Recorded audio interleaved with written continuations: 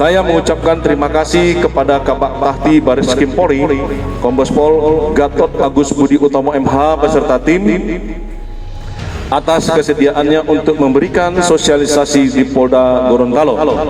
Mohon maaf bila masih terdapat kekurangan dalam pelaksanaannya, dan semoga kegiatan ini dapat berjalan dengan lancar sehingga memperoleh hasil yang maksimal bagi terlaksananya sistem pengelolaan barang bukti di lingkungan Polda Gorontalo dan Polres jajaran.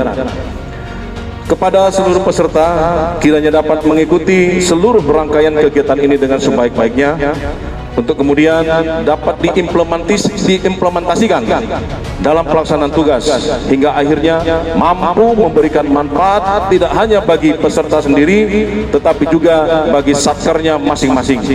Atas nama pimpinan Bapak Kabareskrim, kami menyampaikan terima kasih yang sebesar-besarnya atas sambutan yang luar biasa berkenan hadirnya di tempat ini. Mudah-mudahan acara ini bisa bermanfaat bagi kita semua.